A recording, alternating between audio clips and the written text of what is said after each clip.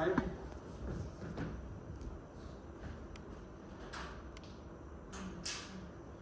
So where did we stop last time? Okay, so last time what we showed was that we can, so for linear models, what we need is a few assumptions, and we can achieve or we can prove identification, right? So we said that all we need to know is these two matrices in order to estimate all the betas, in order to identify all the betas. Okay, so as we said, this is representing a variance covariance matrix, so it's telling us how much variation there is in the control variables, and it is telling us the covariances between the outcome variable and the max. Okay, so result 1 was identification. Result 2 were standard errors. Okay, so how precise we can go into our estimate. Of course, this depends on two factors that we saw last time. It depends on statistical theory and on additional assumption. Right? So we said that beta it will be distributed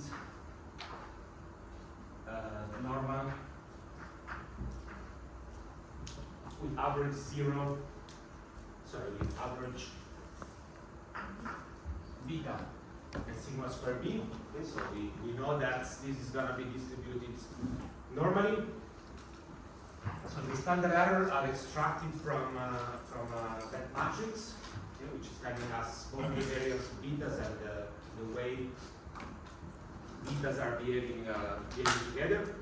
And we've seen that this depends on assumptions. Right? So we derive the general one, which is called the robust version of that. But there are alternative versions. Right? We said we talked about homoscedasticity, which is the simplification of this matrix. There are other versions of that implemented in software. Generally, it would be, for example, clustering. Clustering is generally a version of this matrix where we assume that errors are correlated within certain groups. That's another assumption. So every time we change assumption about this will change a bit, which means the standard errors will also change. We will see. When you say clustering, is it like a PCA, like a K4, K3, or? Say again? When you say clustering, is it like a PCA or a K3, K4? No, that's a different type of approach. So when I say clustering, it's an assumption of the way we derive this, which assumes that that the standard errors are correlated within certain groups. So clustering is the way of categorizing groups, not in this case. So in this case, I can say, imagine that I observe, I have a survey of individuals that lives in cities. Okay, so what I can say is so if I say, let's see that. So this is my sample, right? So we can assume that there are many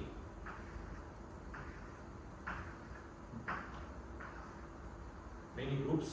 Okay, so within that, sometimes we consider this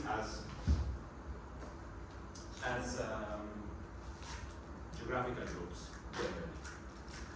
So what we do is the following. So if we assume robust, okay, so robust, it's assuming that in my equation, alpha, we care about what assumption we make about epsilon. So remember the assumption for this for identification are orthogonality and non-perfect multicollinearity. So these are the two assumptions. Notice that we didn't make any assumption about epsilon apart from the orthogonality. Right?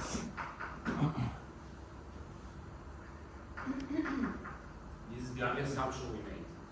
Now, if we, concerning standard errors, if we assume robust, what we are implicitly assuming is that the shock, call it a shock, I call it luck, whatever. In the robust version, standard version, this is independent for everyone.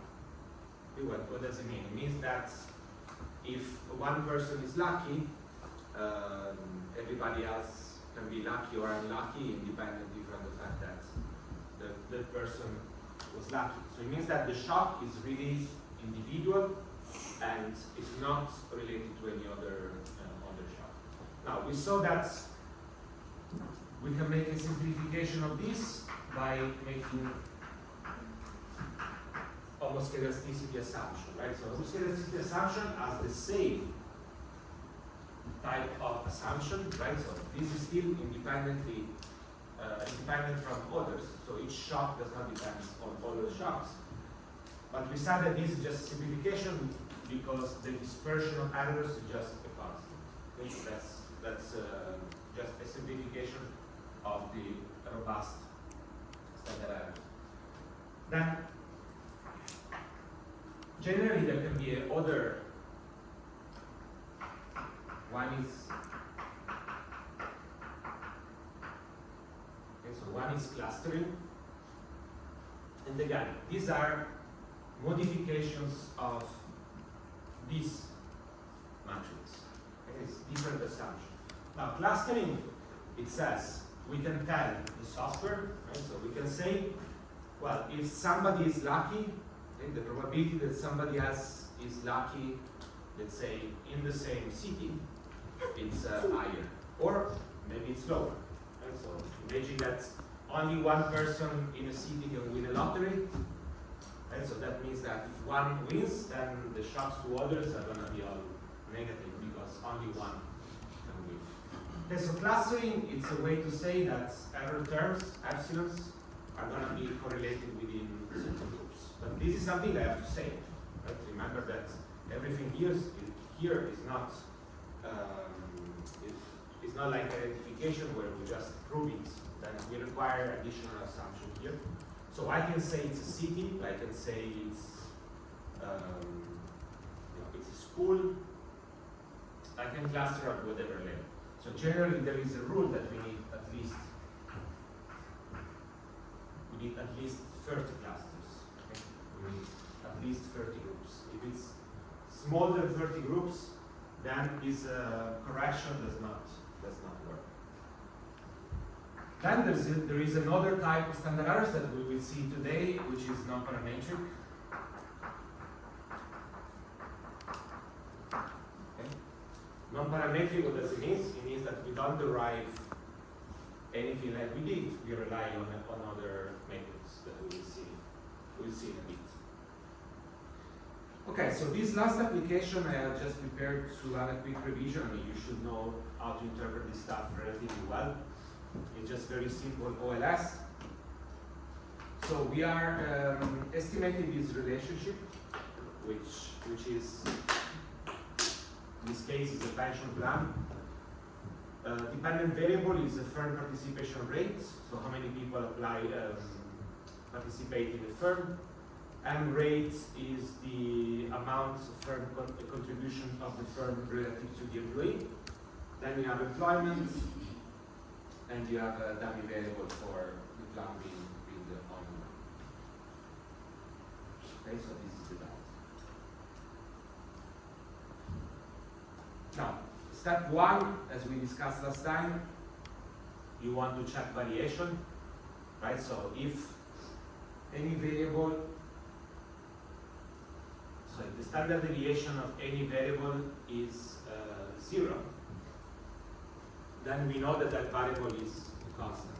And so we saw last time that a variable cannot be a constant because it violates the no perfect collinearity assumption, because I already have a constant, this one. So if this is also a constant, I cannot estimate both.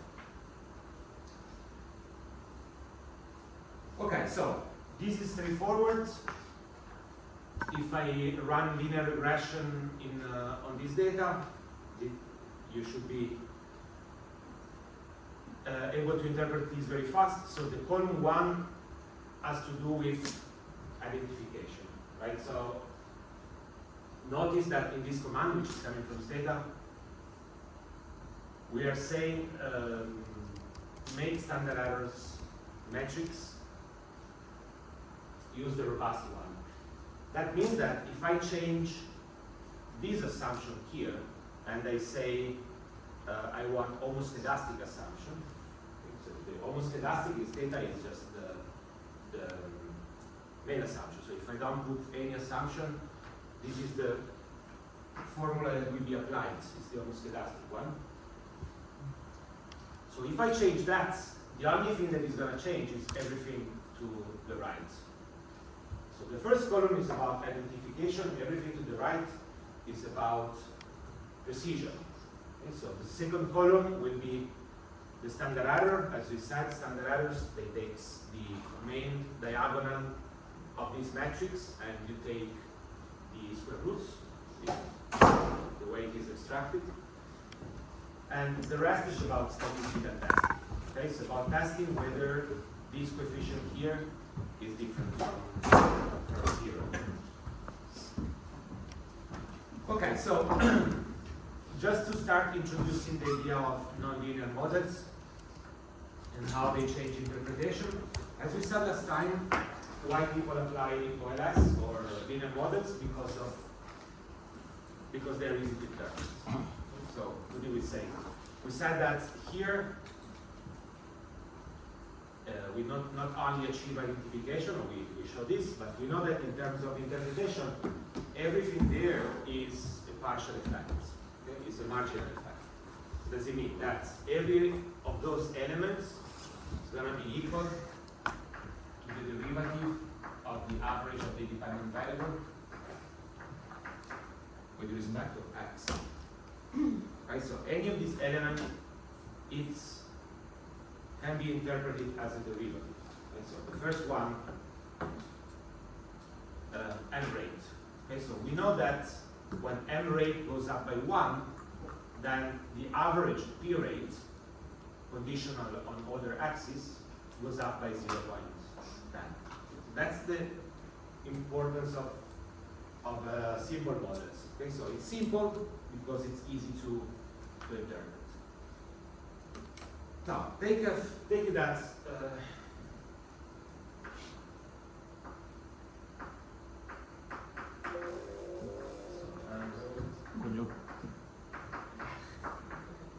it's equal to 0.107.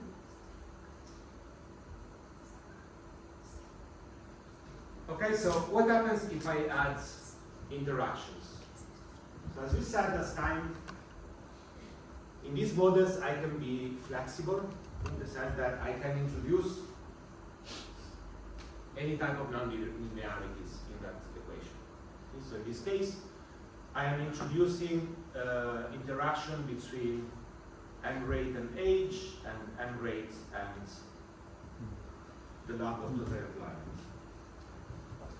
Now, what I'm implicitly assuming, we said last time, when I introduce interaction, I am assuming that the effect of m rate on the dependent variable is nonlinear, which means that the effect is not going to be a constant, but will depend on other characteristics. Which means that now, once we introduce these interactions, we know that this derivative here is not a constant anymore, but the derivative is going to be equal to the derivative with respect to m rate, so it's minus 0.001. But then you should not forget that m rate appears somewhere else, right? So it appears here and it appears here. So minus 0.005 multiplied by age, okay? And then it appears also for interacting with other environment, which in this case is 0.24.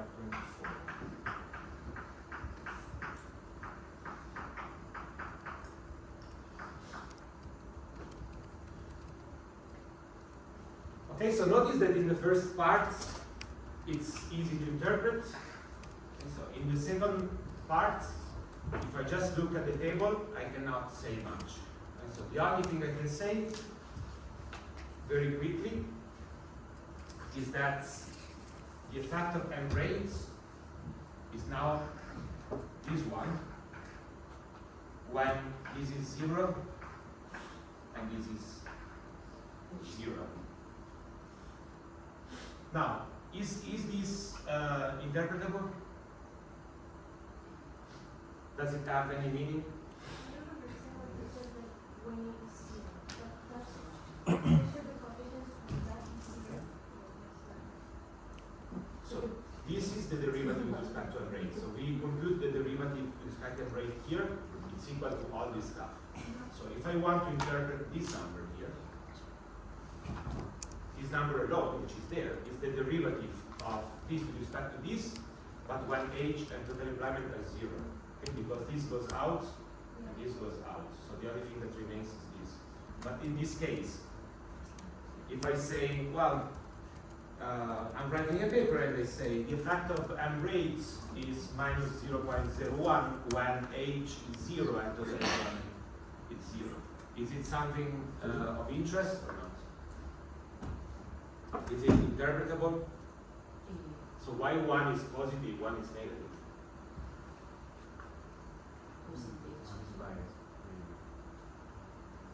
Why bias? Exactly. So this case is a pension plan for people working. Okay, so a firm cannot be 0 if you look at the descriptive statistics, right? So age, which in this case is from the time we start working, is never 0. It's close to 0, the minimum, but the average is 8 years. The other variable here, it's never 0. This means that when I run this regression and I interpret the first number here, it doesn't have a real interpretation, because in my data, it doesn't exist a firm with age 0 and total employment 0. So this effect here is an extrapolation of my data set to visualize this graphically, what it means by extrapolation. So say that this is y and x.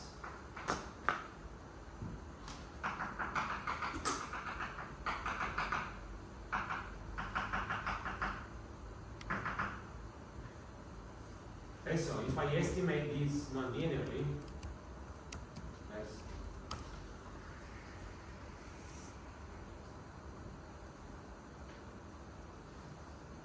this would be what I am estimating. Okay, but in this case, I might get the derivatives at this point, where I have no points. Then, if I had points here, maybe this was, the points were going there, right? And the actual function would be something like this, which means that I cannot really say much about this because it's extrapolation. So we don't have firms in this case that are close to 0. So I can only do that because this is now a function of these variables, because I assume the two. So as we will see more in detail today and tomorrow, you see here that you have to make an assumption.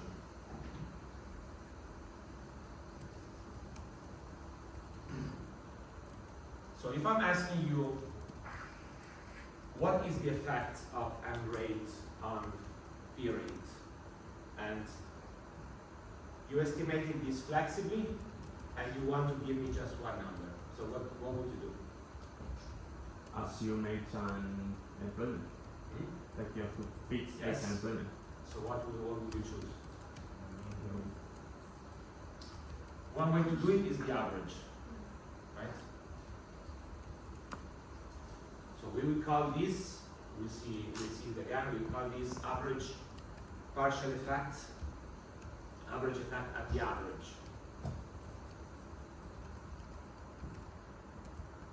But I can set any number I want, right? So I can say, why not the median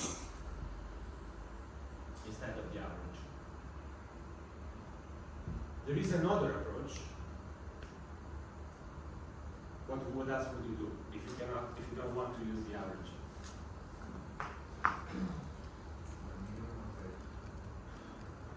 Yeah, you can use the minimum, maximum.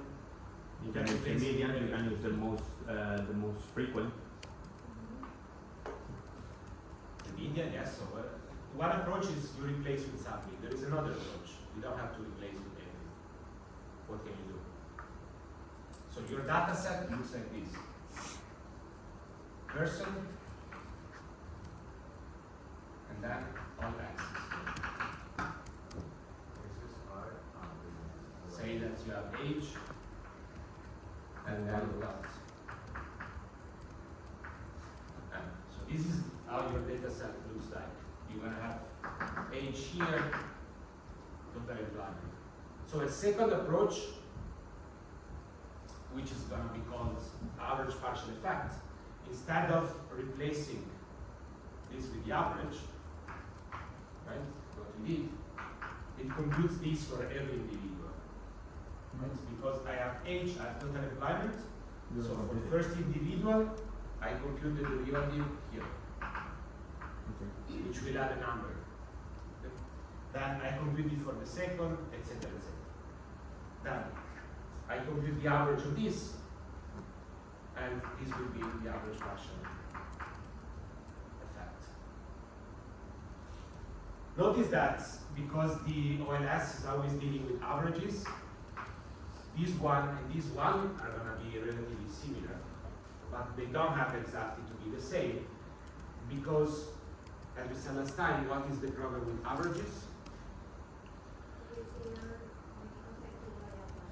Or if there is a high variance, they may not be really representative.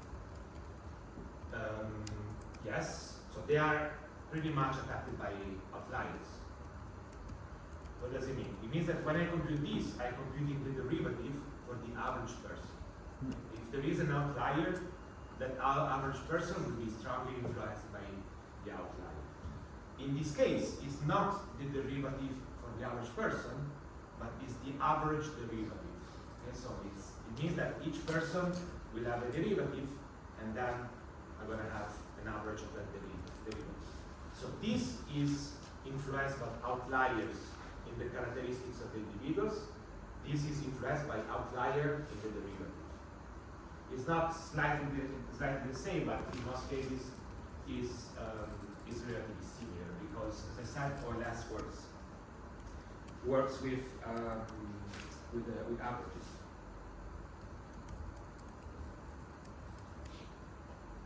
Okay, so just a quick parenthesis. This is something that is always confusing also people that are doing research for a long time. If I am interested into interpreting derivatives on screen,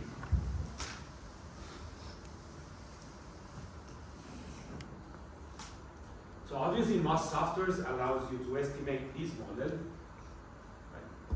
And then they allow you to say whatever you want, right? So there are commands that says you want the average partial effects, you want the partial effect of the average, the median, at whatever value you want. Okay, so there are commands that are returning that. You don't need to compute derivatives, right? So the software will do that for you.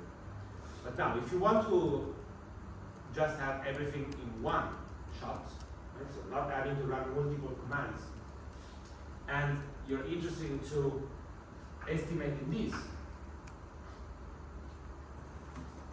then there is a simpler way, right? So if I want to interpret this number here, and I want to have, and I know that this number here, which is the one corresponding to M rate on my screen, and I still have these interactions. So in order to make it interpretable, I need to make these two variables being 0. And so, as I said before, in this version, I cannot, so I need to replace them with zeros, and I'm gonna get this. Now, if I want to compute these at the average, and this at the average, and so, what I have to do is to make sure that these are zeros. So to make sure that these are zeros, I can change my variables, and in the interaction, I can subtract the average of those variables. Okay, so now I don't interact anymore with age, but I interact with age minus the average. So that variable is the means, which means that now the average of what they call here age 0 is 0. And so the average of the variable that is the means is 0. Which means that now in this regression here, notice that this is age 0, and this is time 0. These two variables have average 0. What does it mean? It means that when these two are 0, okay, because these are the average, then this coefficient now has an interpretation. Okay? This coefficient will be the effect of M rate or B rate when age and total employment are 0, which means that age and total employment are equal to the average. Which means that now, with this simple transformation, we can interpret this coefficient here. And so that coefficient there is the effect of M rate of B rate when age and employment are equal to the average. Yes? Shouldn't we like run the regression again when we add the interpretation of the variable? Or I don't get why when we subtract the mean and those are 0, the coefficients stay the same. So every time you just add and subtract, so remember OLS is estimating derivatives. So if you add and subtract the constant to a variable, the derivative will always be the same. Okay, so if you, in this case, if you say at age and you replace the variable as age minus 1, the coefficient will always be this 1, because what we are estimating is the slope of that. Okay, so not. So when I subtract constants here, nothing is changing. They're only shifting. Exactly. Nothing is changing. The only thing that changes is the interpretation. So that's why it's important when you think about dealing with interactions. In this case, it's a bit more complex because I have two interactions, but most of the times you want to estimate models with one interaction.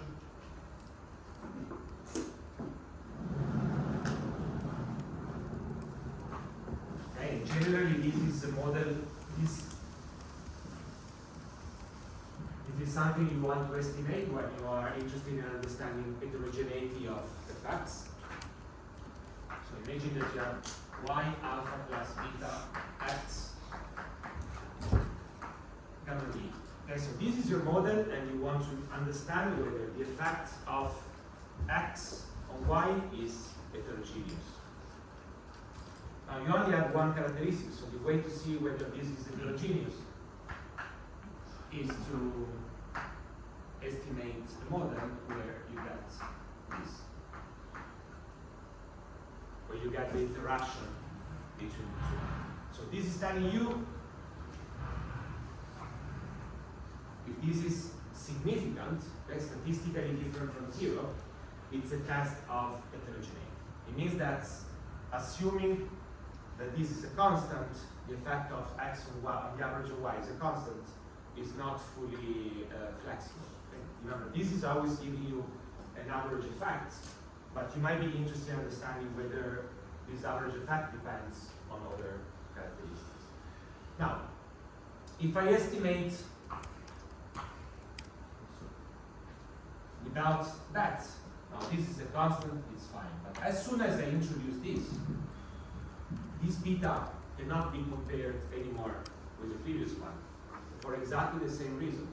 Because now, in this case, the derivative of the expected value y conditional on x with respect to x is not only beta, but it's also lambda multiplied by by D. Okay, so the beta in the first case and the beta in the second case, they are not comparable.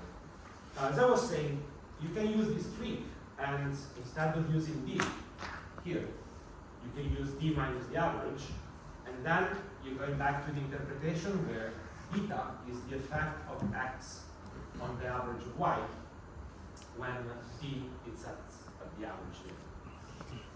So here, what you're representing is in like this case where there is a multiplication and a combination, no? Yeah. Okay, perfect. Yeah. This is just our general setting. Remember that sometimes people make mistakes. When you're interested in interactions, you always have to include the main effects too. Okay, so if you're introducing these and these, remember that you have to add these. Okay, so we call that main effect and interaction effect. So if I omit this in my regression, right, so I am making an assumption. Okay, so I'm making the assumption that gamma is 0. So I always have to include this interaction of main effect, interaction effect. Okay. These are just other examples.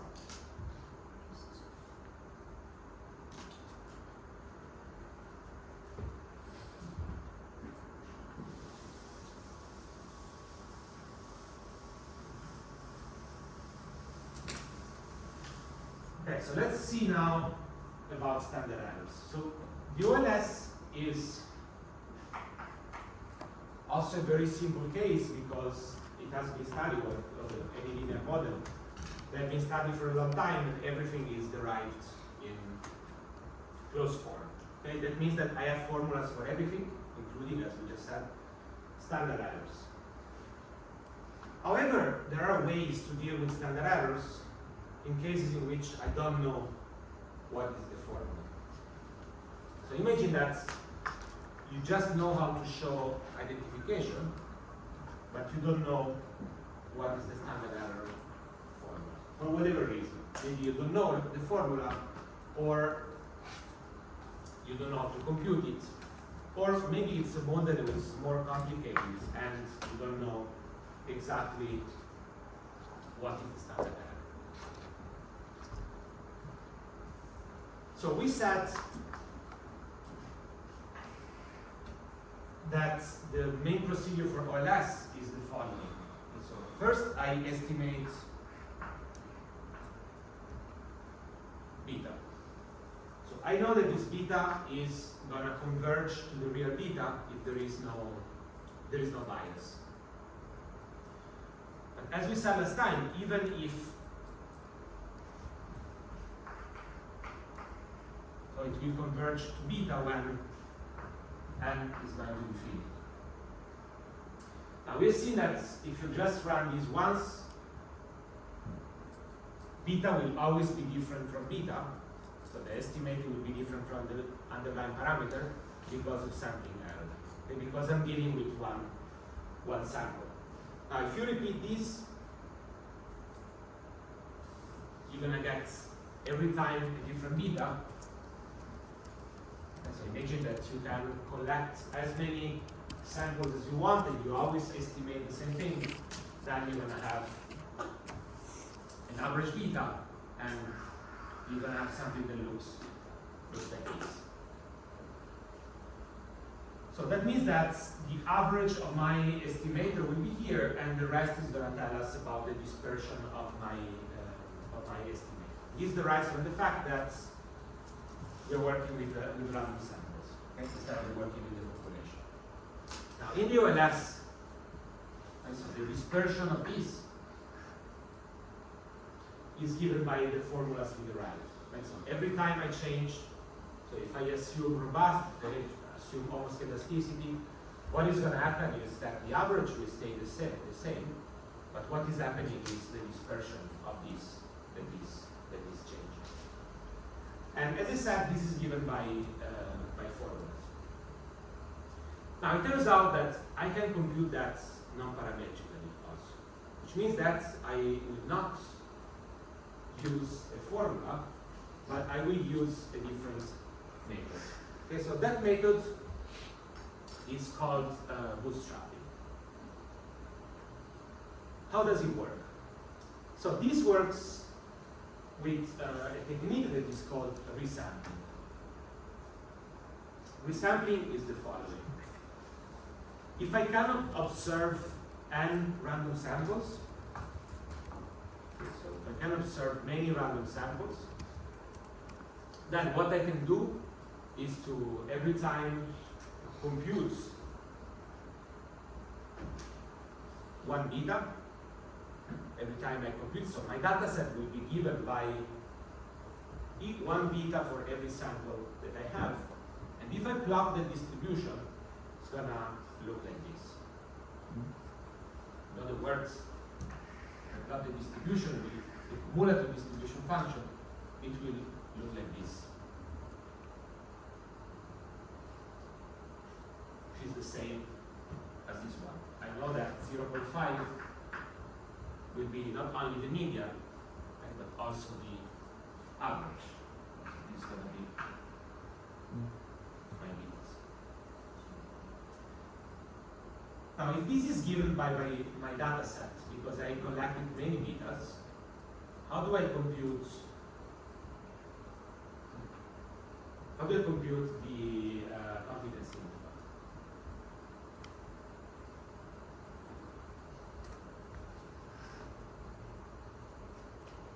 This we have seen last time, right? So if I have data, I can compute an empirical cumulative distribution function. So how would I say what is the 5% confidence interval? Cutting half of it from each string. Like cutting the lowest and the highest. Yes. So I'm gonna have a list of betas in my data set, so I can compute this, but this is just telling me I'm gonna look for 0.025, which might be here. This is gonna be the lower bound, and then I can do the same on the other side. So in this case, it's not gonna be given by a formula. Right, so the OLS, I know that this is computed here. Like a percentile, no? In the OLS here.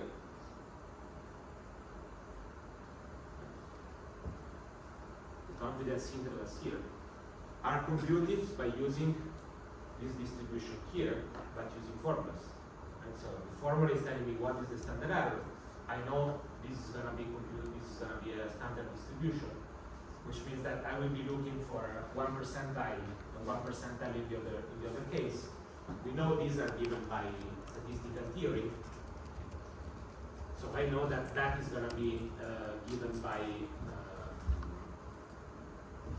a combination of this, like the standard error and some fixed number.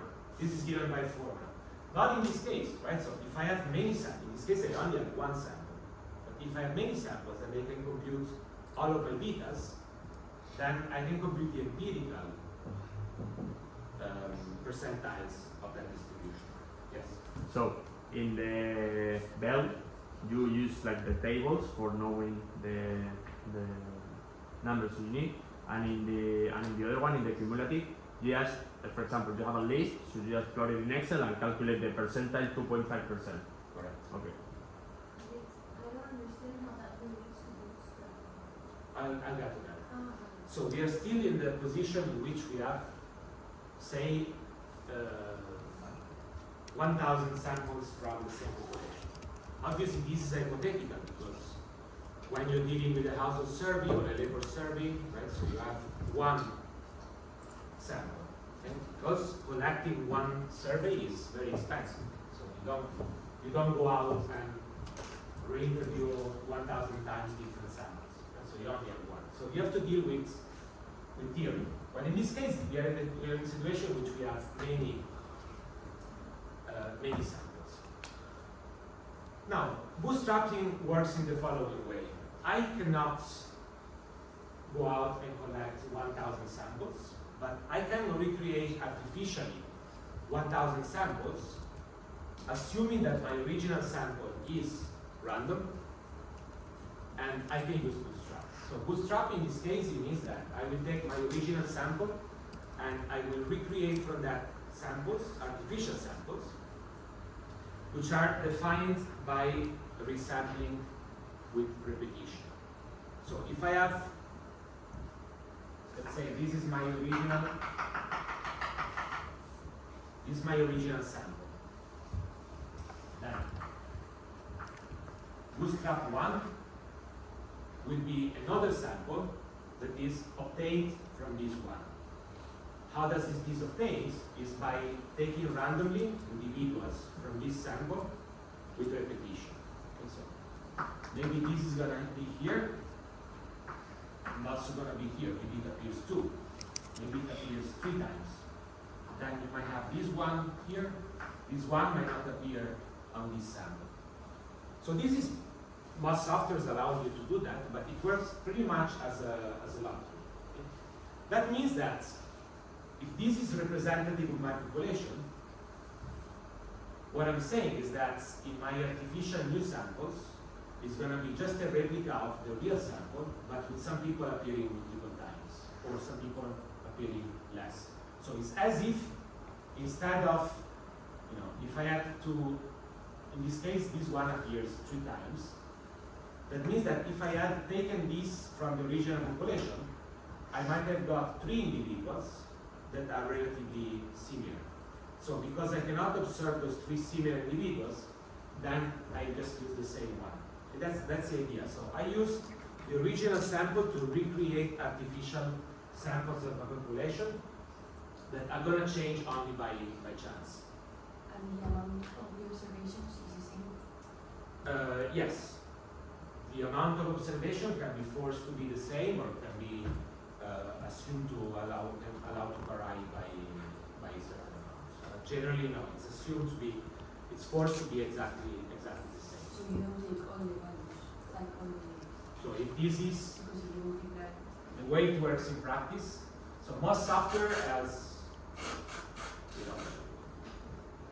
as an option, it allows you to say bootstrap my standard errors, or bootstrap on whatever you want to do. Now, what is the software doing behind is the following. So if this is n equal 100, it's going to write a script that goes in 100 steps.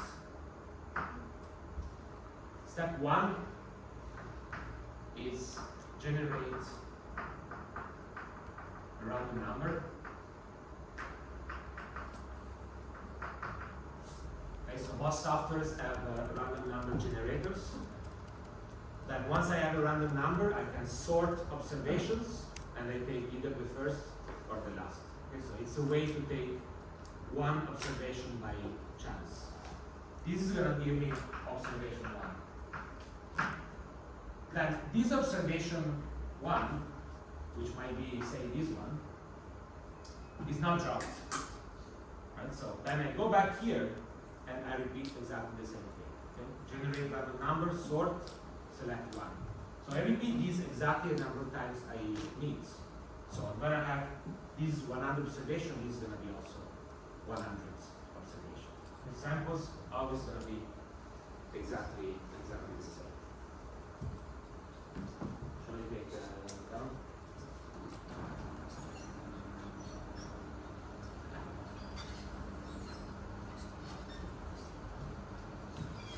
Okay, so each of these is a bootstrap sample.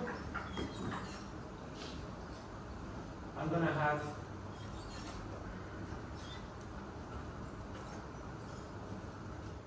more.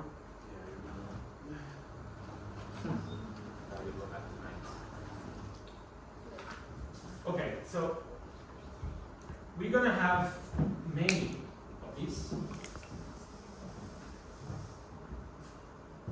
B2, etc., etc.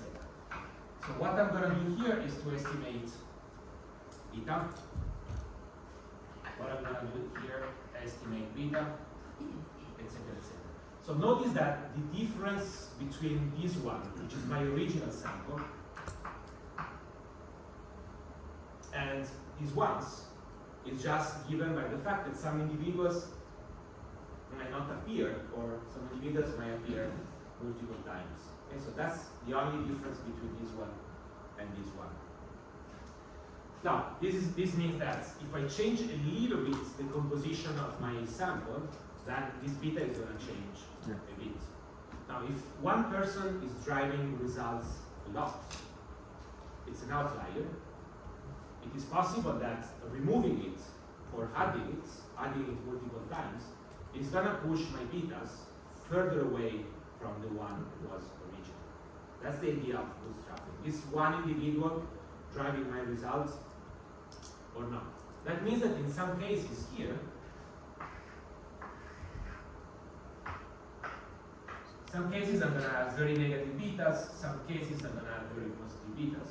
But these are going to be extreme cases. So say that the person that influenced a lot appears 10 times or disappears from the sample. Now once I have all these betas, I can compute the average. This is going to be my estimate, and the distribution will be looking like this. Exactly the same that has been recovered from statistical theory. Okay, so procedure is exactly this one. As I was saying, softwares have this included. So if you use data, you just have to write bootstrap or BS before the command. You can say how many samples you want. Okay? If you want 1,000 or 2,000, whatever. If you want 10, you can choose, and then the software will repeat that. And so we iterate. We'll create a new sample, estimate, store beta, and restart. Then at the end of the command, once it does all betas, it will returns the average beta and the standard errors. Okay, so the standard error will be the standard deviation of all my betas. That's exactly the definition of standard error. Okay, so if we try to see in the OLS. So in the OLS, we said that statistical theory is telling us what the standard error is. So standard error with theory and standard errors with bootstrap should be exactly the same, because this is replicating in theory this if I add many samples. In this case, as I said, with bootstrap, I don't have many samples, but I have many artificial samples which are built from my original sample.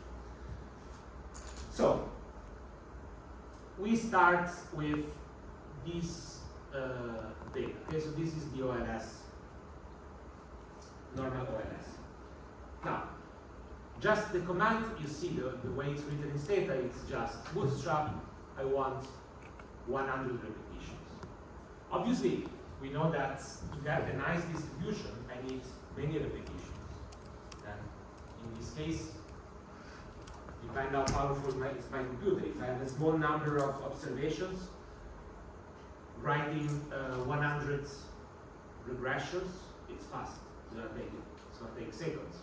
If I have millions of observations and each iteration might take minutes, then you have to be careful about this number here. But we know that you easily converge to infinite when that number is sufficiently large. You don't need 1 million repetitions. In this case, 100 repetitions would be maybe enough, maybe not enough. So what do you get here? You see that every time you change repetition, what is changing? This does not change, no. Right? So it's coming from identification, right? So it doesn't change. Everything that changes is the standard error.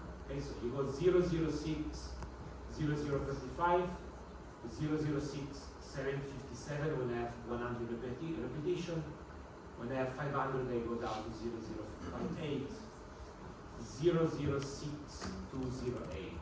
And this is with 1000 repetition. Notice that this is very close to this one. It's extremely close. Now, we can visualize this graphically, which is easier to visualize. What is this showing us? So the red lines are telling us about the OLS results. Okay? These are given by identification, that's the point estimate here, and the dashed lines are the confidence interval. In this case, 95 confidence interval computed using the robust version of the standard errors. So it's coming from the formula. The line, so this line here, is the stored betas from the bootstrap. So remember, this is 100 repetition. That means that this is estimated with a density. We saw it last time. Right? So density is just the continuous version of the histogram. It's estimated with the density, and the red dashed lines is the same confidence interval, but estimated with the empirical cumulative distribution function that we saw last time. So it means that if this is 95 confidence interval, it means that this red line is set when I get 2.5% of data to the left and 97.5% points to the left for this one. Now, what do you notice? Even with 100 repetitions, things looks already similar. You see that the standard error confidence interval to the right is exactly the same. The confidence interval to the left is a little bit pushed to the left. So notice that in the bootstrap, I don't have symmetry anymore. So the symmetry comes from the formula. Remember that what you do in the OLS is plus minus the point estimate plus minus something. Okay, so something that would be standard error multiplied by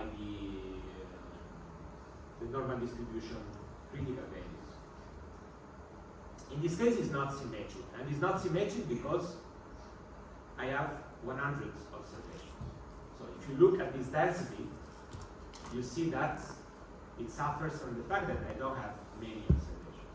Now, I know from the theory that these betas, if I really had many samples, it should look like normal. Should look like normal. So the only way I have to deal with that is to say, well, maybe 100 observations is not enough. So instead of having 100 samples, I need more than 100 samples. So I can go with 500 repetitions. So now I use 500 bootstrap sample to estimate the distribution of beta.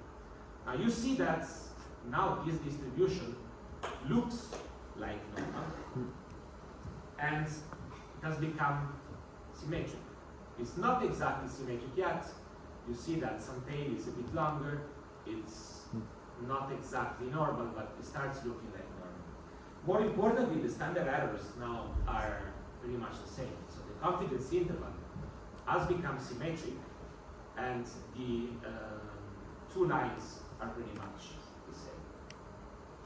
Now, if we increase even further, 1,000 repetitions, right? So the distribution of my estimator, my estimates, is now normal.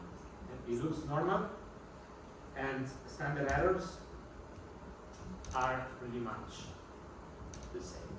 Okay, so Bootstrap allow us to replicate exactly what we proved, what statistical theory is showing in ULS. So if I only have one sample, I have two options. One, I'm going to deal with statistical theory and think about what happens if I add many samples, what I should expect. Or I can use Bootstrap.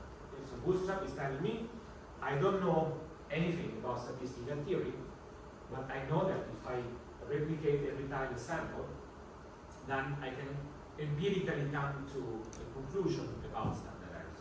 Notice that the difference is very important here. So one, the red line comes from a formula. The black line comes from an empirical cumulative distribution. So exactly what we defined last time. It's a non-parametric method because it's not telling me this is a normal distribution. I don't need this to be a normal distribution. So I can compute the 2.5 percentile in a very simple way. And so I need to know what is the point, what is the empirical part of the distribution, when do I reach 2.5% of observations.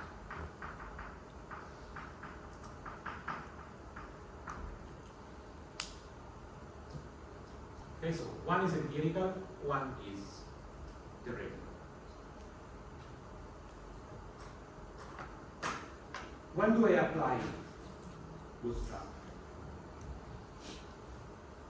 So as I was saying before, most softwares, most methods we're gonna see, they already have formulas for standard errors. There are some cases in which I might not know. Simple cases are cases in which there is some sampling that is spatial. So, as I was saying earlier,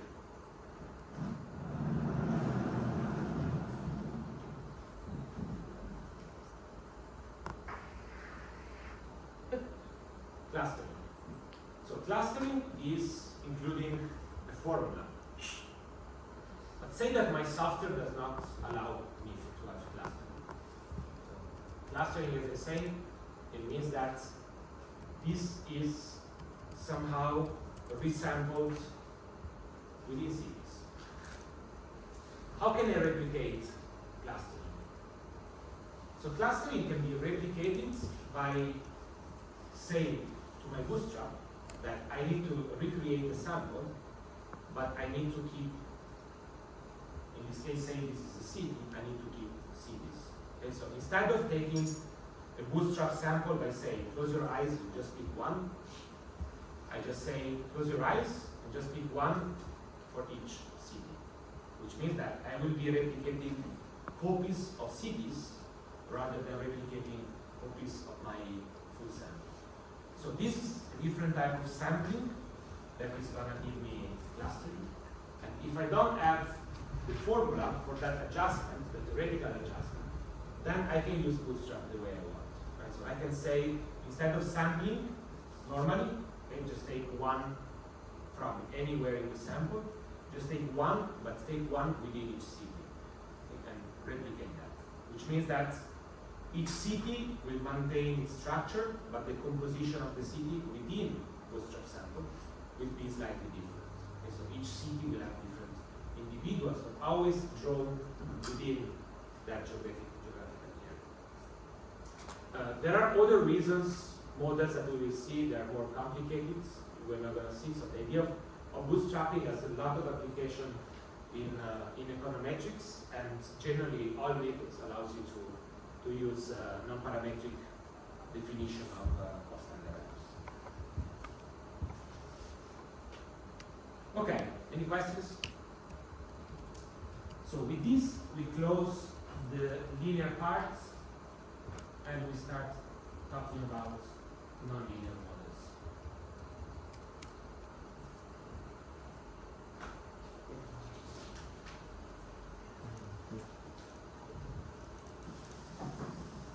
So as I said last time, the second part of the course will be dealing with what is happening when I don't have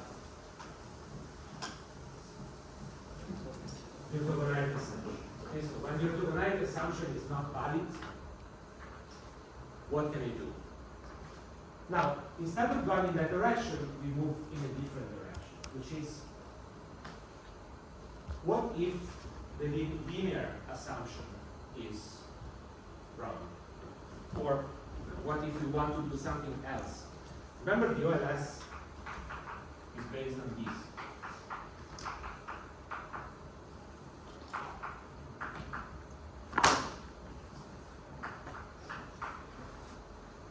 Okay, so the OLS is based on that. Right? So it's based on the linear assumption on the average, conditional average of y. That's the basic assumption behind that. So it turns out that this is not the only model. We will talk about M estimators, and the second part of today we will discuss about maximum likelihood. So we will find that OLS is just part of a larger larger family of models that are called M estimators. And M estimators, as we will see, just stands for a problem, which is going to be a maximization or a minimization problem that is characterizing a large number of models. Now, when are we talking about nonlinear or linear? So the OLS is a very specific case of closed form. So sometimes we call linear and nonlinear when we introduce nonlinearities in this function. Okay? So that's what we said also earlier. So if I write this as alpha plus beta x, okay, so only one, then we say it's linear.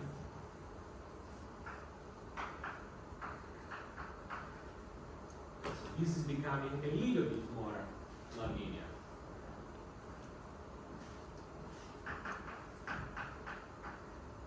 This is becoming even more nonlinear.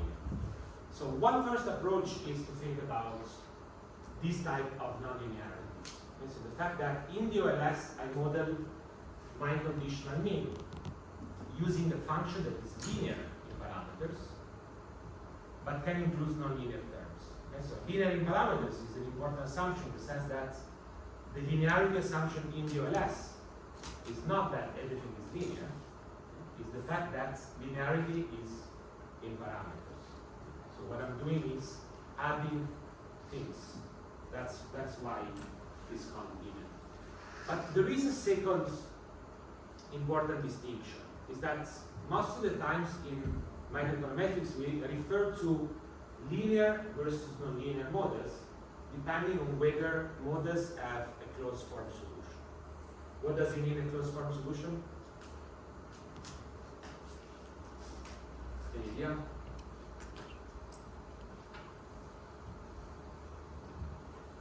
You never heard closed form solution? Yes, but I don't know if I'm right. Like closed form solution is when like each of the variables you're trying to estimate has one solution, right? Just Yes, one. it's not only It's one not a solution, but as a formula for a solution. Okay, so when I solve the OLS, right, the estimator, I came up with this, right?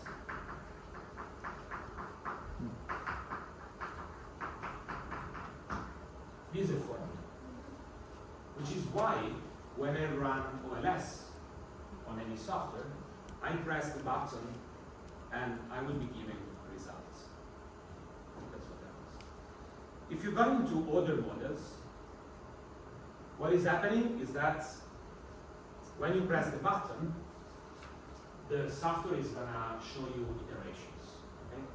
Iteration 1, 2, 3, 4, and moving on.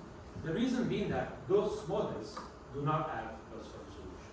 Okay? So instead of adding a formula, they are looking for local minimum or maximum using different methods. And the reason being that those do not have a unique solution in a certain minimization or maximization problem. Okay, so we will see a couple of examples here. Case one is we are interested not in the conditional mean, but we are interested into other elements of that distribution. Consider the conditional median. So you want to know, instead of this conditional average, so you want to know what's happening to the conditional median of the distribution when you change x. Yeah. We are most generally interested in the average, but for some other reasons, you might be interested in the conditional median. So what happens to the 50% people when X change? So we can also assume, notice that we can assume that this is the case and model it exactly in the same way. Instead of having the average, I'm going to have the median and modeling it exactly in the same way. Can I use OLS in this case? So if I run OLS, I know I'm recovering this. Which means that I cannot, That's not the same. unless Unless the median is exactly it's the same, right? So that means that if I want to use OLS and learn something about the median and y conditional x, I need additional assumptions. Now, you don't have to remember this is just two examples, but it's just to say that only if I have additional examples, additional assumptions, I am able to recover information about how the median change just by looking at how the average change. And the intuition is I can learn about the two only if the conditional average is also the conditional median. Here you have a couple of assumptions. The simplest intuition wise is that we will have to impose some symmetry on this. So in some sense, we have to impose some assumptions such that this is going to be exactly this one. But if that is not the case, then we know that the median is less volatile relative to outliers, when the average is very much volatile. Which means that this will be less flexible than this one. These two elements might be very different ones. Now, if you are interested into these two, and again, this is just an example of how many things you can write. So if you took an undergraduate course in econometrics, so generally you are presenting ULS with this approach. Okay? Instead of presenting it the way we present it, which is starting with the big problem, which is this one, and how to recover beta, how to identify beta with the assumption we need. There is another way, right? So the OLS has a property that is a minimization problem, and is minimizing the square of the residuals. That's what the OLS is doing in practice. So the OLS estimator, this beta, is exactly equal to the solution of this problem. If you've seen it graphically in two dimensions with this y and x,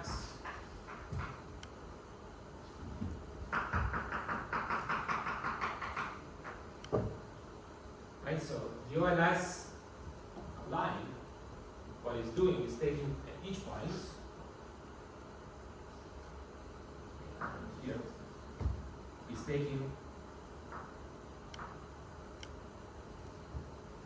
the residual, right? So this residual is equal to y minus alpha minus beta x, in this case because I have only one x. This is the difference. Then what it's taking is taking a square.